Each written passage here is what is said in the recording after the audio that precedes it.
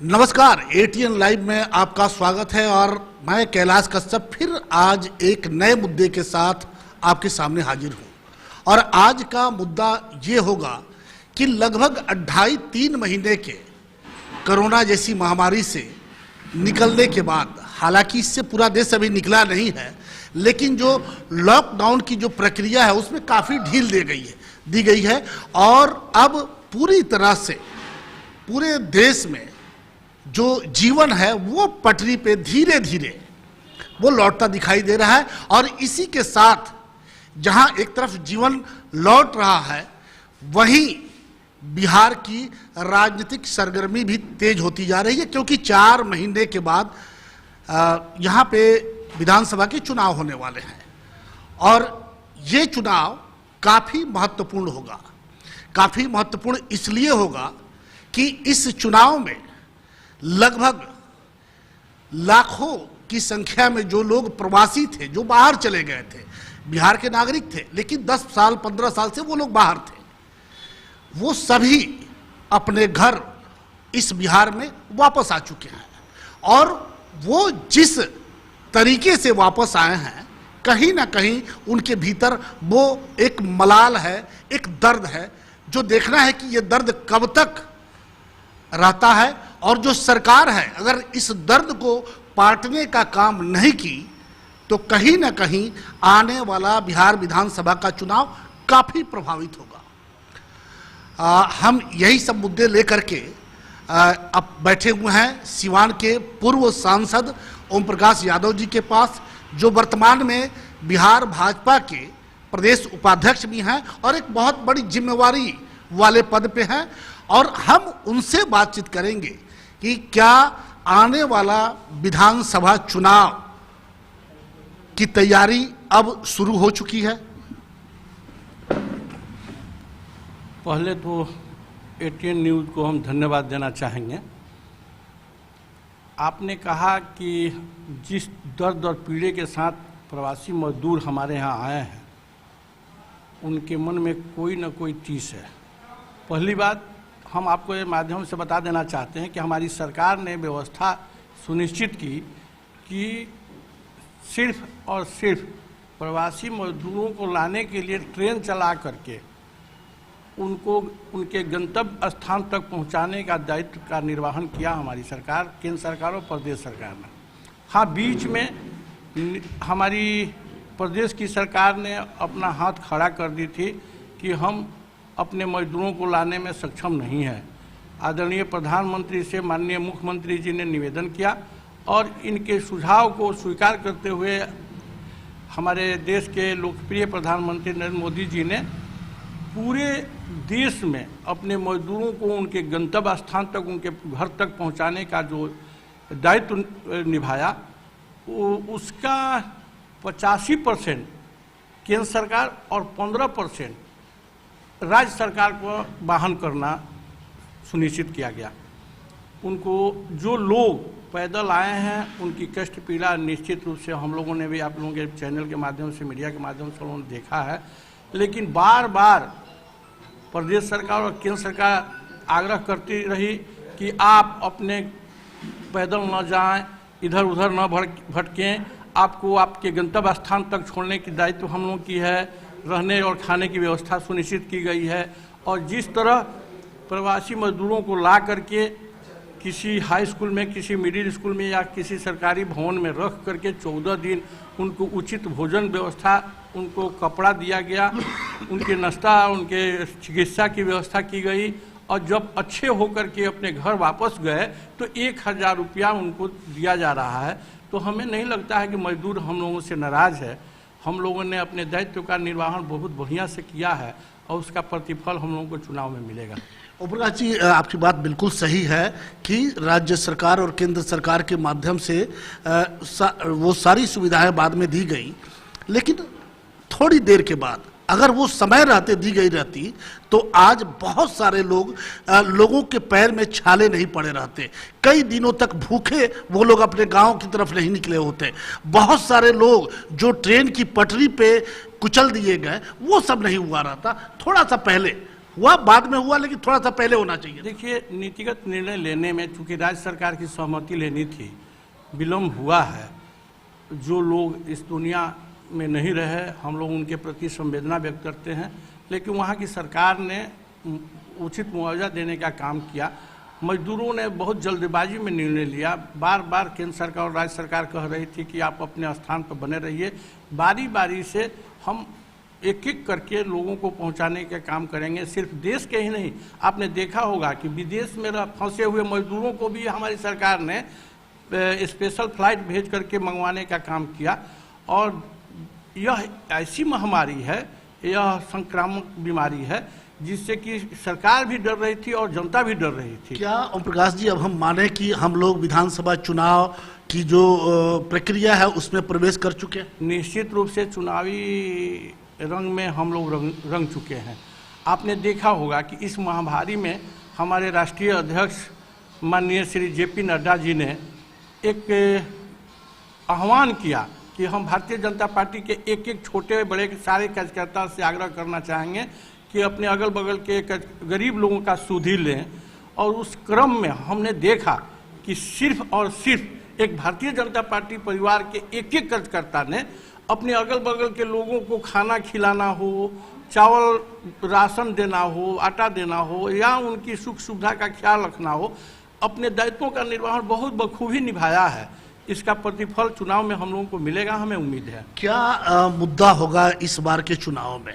मुद्दे तो बहुत सारे हैं, लेकिन भारतीय जनता पार्टी किन मुद्दों को लेकर के, चूंकि ये बिहार विधानसभा का चुनाव है, इसमें नेशनल राष्ट्रीय स्तर के मुद्दे की बात होगी नहीं, स्थानीय स्तर के मुद्दे की बात होगी, तो वो मुद्दा कौन सा होगा? देखिए, पहली की सरकार ने, जब RJD की सरकार थी, तो स्वास्थ्य के बारे में आप देखेंगे कि कोई व्यवस्था सुनिश्चित नहीं की थी। लेकिन जैसे ही इस तरह की महामारी की व्यवस्था हुई, तो आज हमारी सरकार ने, माननीय नीतीश कुमार मुख्यमंत्री जी ने और हमारे सूबे के स्वास्थ्य मंत्री बड़े भाई आदरणीय माननीय मंगल पांडे जी ने बड़ी सूझबूझ से एक एक कदम फूंक फूंक कर उठाते हुए जिस तरह अपने मरीजों को वो ख्याल रख रहे हैं और उनके स्वास्थ्य के बारे में चिंता कर रहे हैं। आपने देखा होगा कि रिकवरी बहुत अधिक है हमारे बिहार में। और मुद्दा क्या है, आज भी जंगल राज का मुद्दा है हम लोगों के पास विकास मुद्दा है।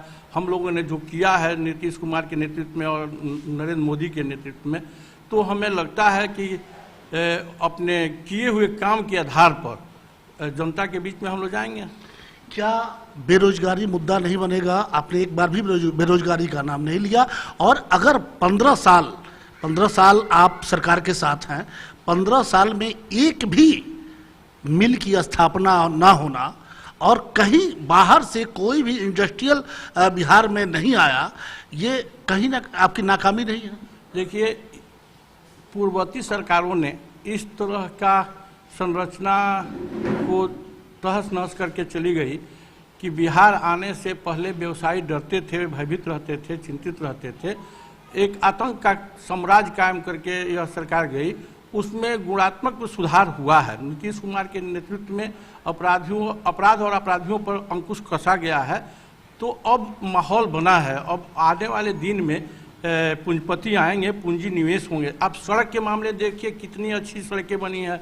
बिजली के मामले देखिए, 18 से 20 घंटा 22 घंटा बिजली हमारे यहाँ देहातों में भी रह रही है। सड़क और बिजली क्या सिर्फ बिहार में बनी है कि पूरे देश में बना? नहीं, देखिए, बिजली तो 18,000 गाँव में। आज पहली बार हमें लगता है कि भारत के लोग, जब आप ही के प्रधानमंत्री नरेंद्र मोदी ने जब ऐलान किया था 5 मिनट के लिए बिजली बंद करने के लिए, तो उस समय भारत के लोगों को, हम जैसे लोगों को पता चला कि अगर एक साथ बिजली बंद कर दी जाती है तो बहुत बड़ा खतरा हो जाएगा। ये पहली बार एहसास हुआ कि हमारे यहाँ मतलब बिजली को अगर बंद कर दिया गया तो ब्लास्ट हो सकता है या बहुत सारी घटनाएं घट सकती हैं। ये पहली बार पूरे देश को भी पता चला। तो ये तो बिजली पूरे देश के लिए हुई है। देखिए, पूरे देश के लिए आज़ादी के बाद जब से नरेंद्र मोदी सत्ता संभाले हैं, 18,000 गाँव में बिजली तो पहुंचाने की बात छोड़िए, पोल नहीं गड़े थे, तार भी नहीं थे। लेकिन अपने मात्र 5-6 साल के शासनकाल में एक एक जगह, लद्दाख जैसे जगह पर भी उन्होंने बिजली पहुंचाने का काम किया। उसी तरह तो वही तो मैं भी कह रहा हूँ कि उसी तरह से बिहार में भी बिजली पहुंची। राज्य सरकार इसमें कहाँ है? नहीं, राज्य सरकार ने अपनी जमीन उपलब्ध करवाई ट्रांसमिशन खोलने के लिए। आप देखेंगे कि अपने ज़िले में मात्र 1-2 जगह ट्रांसमिशन थे और नहीं थे, लेकिन बड़हरिया में ट्रांसमिशन बैठा, अब तो हर जगह ट्रांसमिशन। तो राज्य सरकार की भी अग्रणी भूमिका रही है। नीतीश कुमार ने अपनी ज़मीन उपलब्ध कराई और बिजली विभाग ने उस पर काम करा करके बिजली पहुंचाने का काम किया। अच्छा, ये इस बार जो मुद्दा रोजगार का मुद्दा नहीं बनेगा?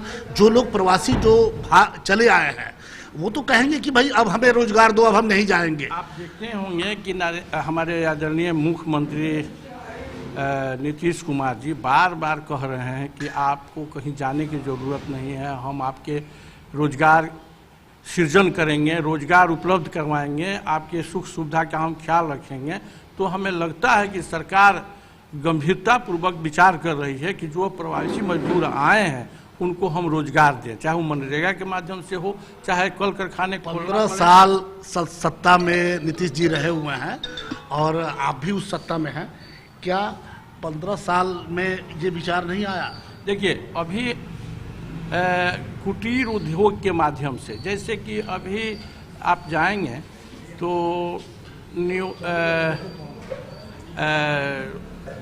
छोटे छोटे जैसे पापड़ बनाना है, ऐसे ऐसे कुटीर उद्योग को हम लोग लोन देंगे और उनको कहेंगे कि आप अपने घर में ही पापड़ बनाइए और मार्केट में बेचिए। तो ये रोजगार नहीं हुआ, ये होने जा रहा है। बिल्कुल हुआ। और जिस तरह से एक अंतिम सवाल हमारा और होगा, क्योंकि अभी चुनावी प्रक्रिया शुरू हुई है, हम लोग लगातार इस पे बात करेंगे। प्रधानमंत्री ने एक बहुत अच्छा निर्णय लिया और सबको अपने पैर पे खड़ा होने की बात कही और उसी सिलसिले में 20 लाख करोड़ रुपए उन्होंने दिया पूरे देश को अपने पैर पे खड़ा होने के लिए। आपको क्या लगता है कि जिस तरह से ये पूरा सिस्टम बना हुआ है, जिस तरह से भ्रष्टाचार फैला हुआ है, जिस तरह से बड़े लोग अपना पैठ जमा के बैठे हुए हैं, क्या ये पैसा उन जो जरूरतमंद लोग हैं, जो हुनरमंद लोग हैं, क्या उन तक पहुंच पाएगा?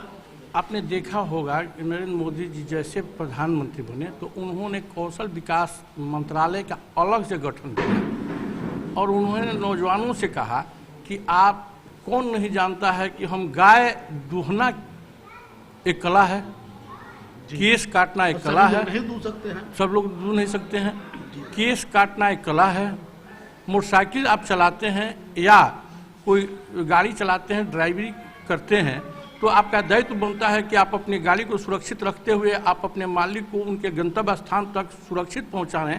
कुशल ड्राइवर उसको कहते हैं। तो ऐसे लोगों को उन्होंने ट्रेनिंग देने का, पानी चढ़ाना, जैसे कि किसी को बीमार हुआ सुई देना, ऐसे ऐसे छोटे छोटे कामों के लिए उन्होंने कौशल विकास मंत्रालय का गठन करके कौशल में निपुणता लाने का उन्होंने प्रयास किया है। और ये सारे उद्यमी छोटे छोटे उद्योग लगा करके आज हम देख रहे हैं कि बहुत अच्छा पैसा कमा रहे हैं। जैसे मोबाइल चलाना सभी जानते हैं, लेकिन हर व्यक्ति के हाथ में है, लेकिन सारे सिस्टम का फंक्शन हमको भी नहीं आता है। हम लोगों के बच्चे जितना हमसे ज़्यादा तेज हैं। तो उन्होंने कहा कि अगर मोबाइल के हर फंक्शन सिखाने के लिए अगर एक गुमटी में एक लड़का बैठ जाए और 100 रुपया मांगे तो हमको लग रहा है कि दिन भर में 10 आदमी आ जाएंगे कि हमको भी सिखा दीजिए, हमको भी सिखा दीजिए, और मोबाइल बनाने बिगाड़ने का भी सिखा दीजिए। तो हमको लग रहा है कि 1000 रुपया कमा लेगा वो। तो ऐसे ऐसे हुनर पैदा कर रहे हैं, बढ़िया ड्राइविंग। तो आपको लगता है कि वो पैसा जो प्रधानमंत्री ने भेजा है वो सही हाथों में जाएगा? सही हाथों में जाएगा और हमारे बेरोजगार युवक जो हुनर प्राप्त है, जो ट्रेनिंग लिए हुए हैं, वो अपना रोजगार का सृजन करेंगे और एक वैभवशाली राष्ट्र का निर्माण करने का जो सपना है वो पूरा होगा। बिल्कुल, आपने देखा कि ओम प्रकाश यादव जी से हम चुनावी मुद्दे पे बातचीत करने के लिए आए थे और जो जो परिस्थितियां सामने आएंगी इस चुनाव में, लगभग बहुत ज़्यादा तो नहीं लेकिन एक दो मुद्दे पे बातचीत हुई है और बड़े सलीके से, बड़े तरीके से उन्होंने अपनी बात को रखा है। सरकार के चूंकि वो सहयोगी हैं, तो जाहिर बात है कि वो अपनी बात को बड़ी अच्छी तरीक़ा से और सरकार के पक्ष में रखेंगे। लेकिन उसके बावजूद सच्चाई जो है वो तो जब चुनाव आएगा और चुनाव की रणभेरी बजेगी और जनता के हाथ में जब वो ईवीएम का बटन जाएगा, तब पता चलेगा कि क्या 15 साल के शासन जो नीतीश कुमार और एनडीए की जो सरकार रही है, क्या उससे आम जनता संतुष्ट है या फिर उसके खिलाफ जाके काम करती है। गर्मी की होगी अब छुट्टी, घर बैठे मंगाए कूलर, पंखा और घरेलू वायरिंग के सामान फ्री होम डिलीवरी के साथ। हेवल्स, एंकर, फिलिप्स और क्रॉम्पटन के एकमात्र अधिकृत विक्रेता मनीष इंफोकॉम एंड मोबाइल, मखदुम सराय मोड़, Siwan. Mobile number 9934019286।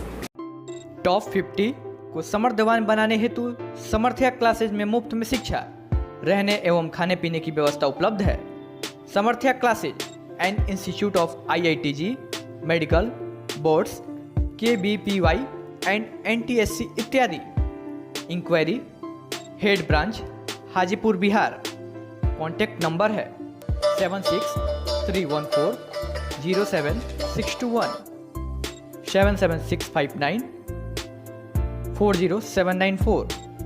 Second branch Ambikapur Chhattisgarh.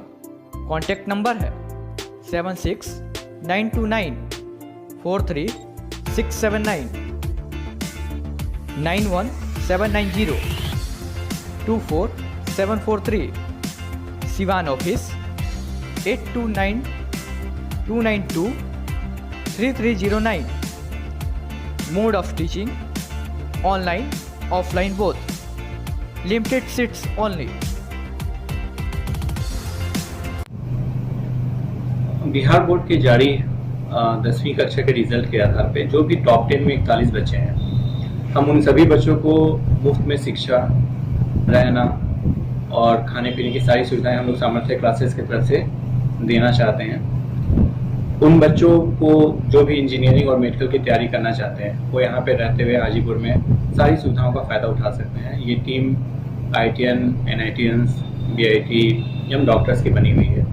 चूँकि अभी लॉकडाउन है, तो अभी तत्काल में हम लोग तत्कालिक प्रभाव से हम लोग उन लोगों के लिए ऑनलाइन क्लासेस स्टार्ट कर देंगे, जहाँ पे वो लाइव क्लासेस का फ़ायदा उठा पाएंगे और लॉकडाउन खुलने के बाद वो यहाँ पे मूव कर सकते हैं, यहाँ रह के अपनी सारी सुविधाएं का फ़ायदा उठा सकते हैं।